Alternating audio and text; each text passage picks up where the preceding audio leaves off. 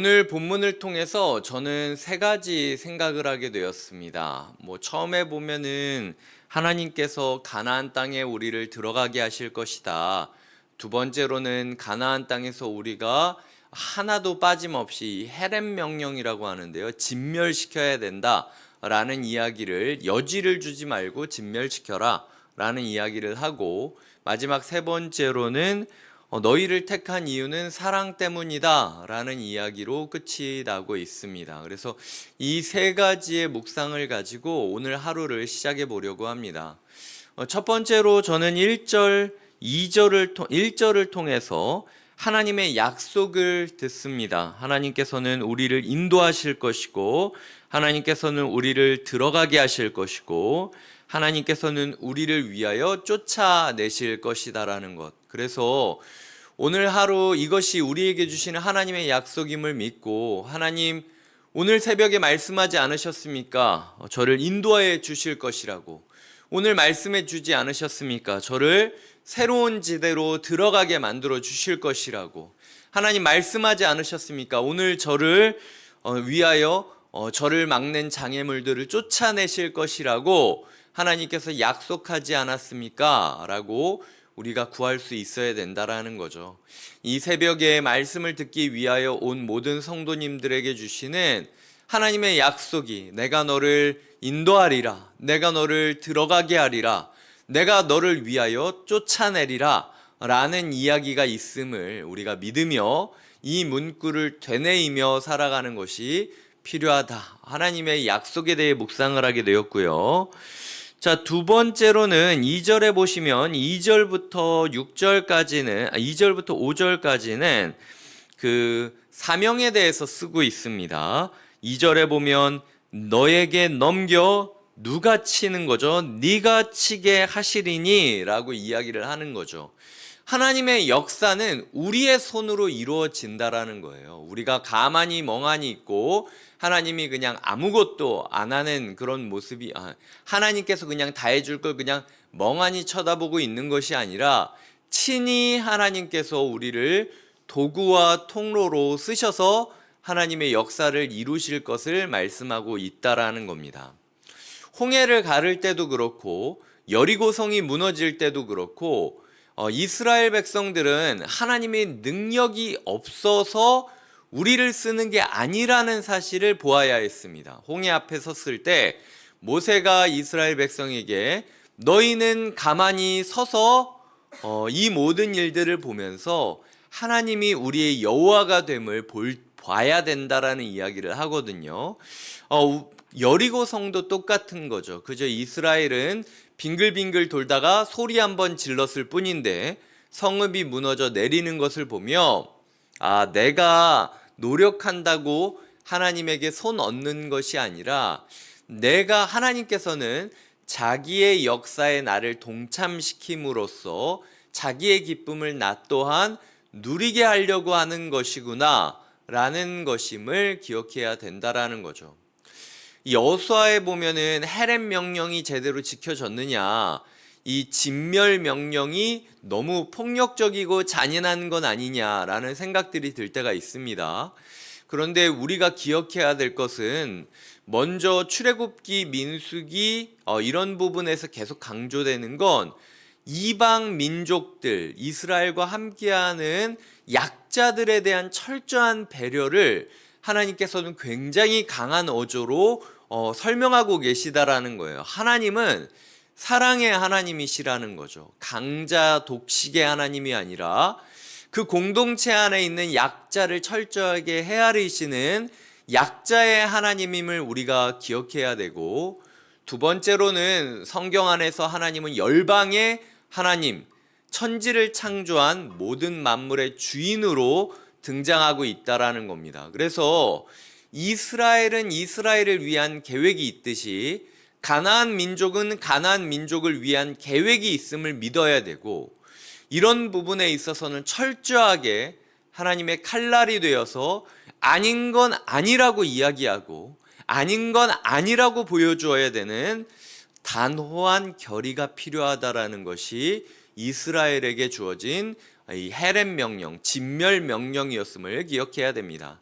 아까 첫 번째로는 오늘 하루 우리의 삶에 하나님의 약속이 머물러야 된다 말씀드렸다면, 두 번째로 오늘 하루 우리의 마음과 손발에는 하나님의 사명이 가득해야 된다라는 이야기를 드리는 것이죠.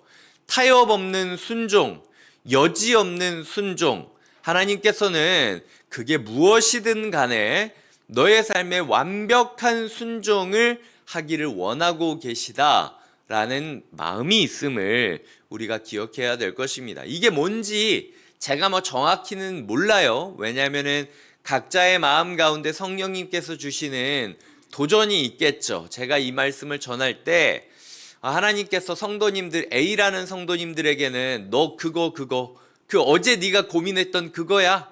B라는 성도님들에게는 너 이거 몰랐지? 사실은 내가 오늘 이거 얘기하려고 하는 거거든.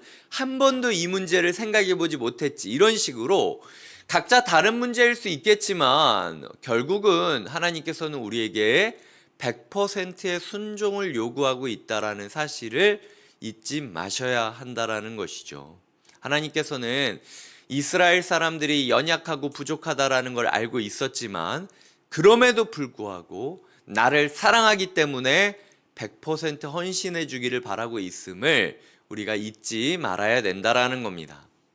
제가 오늘 하루 우리의 삶에 한편으로는 하나님의 약속이 붙잡아 있어야 되고 한편으로는 하나님의 사명을 붙잡고 살아가야 된다라고 이야기를 했습니다. 그 이유가 6절부터 11절까지 나와 있는데요. 왜 우리는 약속을 붙잡고 사명을 붙잡아야 되느냐? 우리는 하나님의 사랑하는 사람이기 때문입니다. 8절에 보면은 여호와께서 다만 너희를 사랑하심으로 말미암아. 이게 저는 우리 정체성이라고 생각해요. 하나님은 사랑이십니다. 하나님은 사랑이시고 사랑하기 때문에 천지를 창조하셨죠.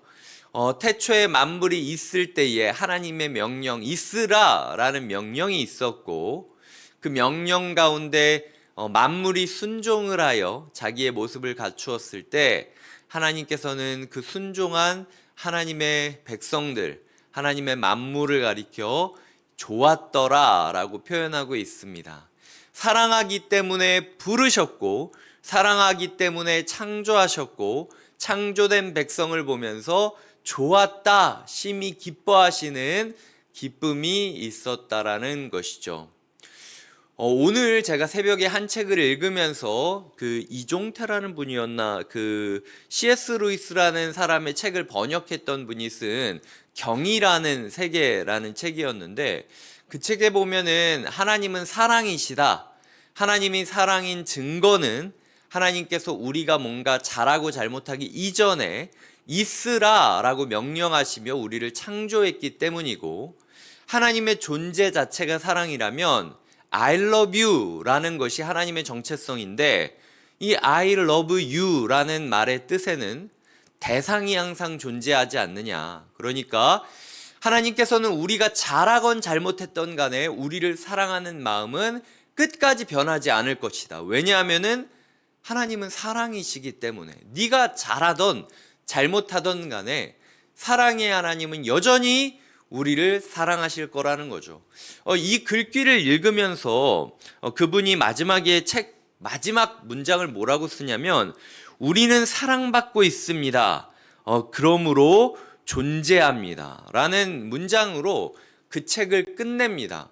경이라는 세계, 이 세상의 놀라움이 무엇인가? 그건 내가 사랑받고 있었구나라고 깨닫게 되는 것. 야, 나는 사랑받는 존재였구나. 그래서 내가 여기 살아있는 거였구나 라는 사실을 깨닫는 순간 인생의 무릎을 치면서 야, 인생의 희로애락이 여전하지만 그럼에도 불구하고 내가 살아있다라는 게 너무 놀랍다. 나를 사랑하시는 하나님을 의지하며 살아가야 된다라고 결단하게 되는 것. 이것이 올바른 그리스도인의 모습이라는 것이죠. 사랑은요, 항상 모습이 바뀔 때가 있습니다. 사랑을 딱 뭐다라고 이야기하기는 참 어려워요. 어떨 때 사랑은 화내는 걸로 표현됩니다. 어떨 때 사랑은 받아들이는 걸로 표현돼요. 어떨 때 사랑은 먹이는 걸로 표현되지만 어떨 때 사랑은 먹는 걸 뺏음으로써 표현되기도 합니다. 사랑이라는 거는요, 어떤 행동이나 어떤 문장으로 딱 떨어져서 이야기하기에는 참 어려운 것 같아요. 저도 저희 아이를 사랑할 때 어떨 때는 이렇게 어떨 때는 저렇게 표현하지만 표현과는 상관없이 제 아이를 사랑한다라는 마음 하나는 확실하다라는 것을 저는 알고 있거든요.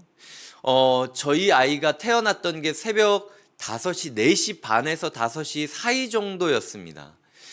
그날 제가 제 모교의 담임 목사님이랑 만나기로 새벽 기도 끝나자마자 찾아가기로 약속을 하고 합정동에서 있었는데 갑자기 이제 출산이 임박했다라는 이야기를 듣고 이제 아이가 태어나기를 기다리면서 그 새벽을 맞이했던 거죠. 새벽에 차를 몰고 병원에 가고 병원에 가서 아이 목에 탯줄이 약간 감겨 있기 때문에 긴급하게 아이를 출산해야 되겠다라는 의사 선생님의 이야기를 듣고 마침 우리를 돌봐주셨던 선생님이 병원에 계셨고 그리고 몇 차례 진통 끝에 아이가 태어나게 되었고 그 아이가 아내의 품에 안겨 있는 것들을 보고 그 아이의 감겨 있는 눈을 봤을 때 저는 사실은 종종 새벽마다 그때의 감격이 기억나곤 해요. 하나님이 이런 마음일까? 이렇게 새벽에 아이가 태어나는 모습을 보면서 감격하고 지켜봤던 저의 모습처럼 하나님이 오늘 새벽 말씀을 잉태하시는 것을 보면서 그 말씀이 또 다른 사람들에게 기쁨이 되어가는 것들을 보면서 하나님께서 그걸 지켜보는 저를 통해 기쁨을 주시는 것을 보면서 감격하는 새벽을 보낼 때가 종종 있다라는 것이죠. 시간이 흘렀지만 그럼에도 그 사랑의 감격은 저에게 여전히 남아 있습니다.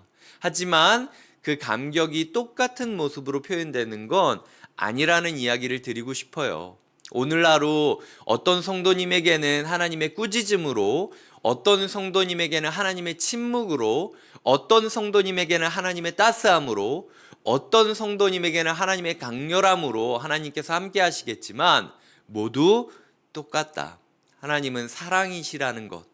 하나님은 한 번도 변함없이 그저 사랑하고 계실 뿐이었다. 그 사랑 때문에 오늘 내가 이 자리에 있다.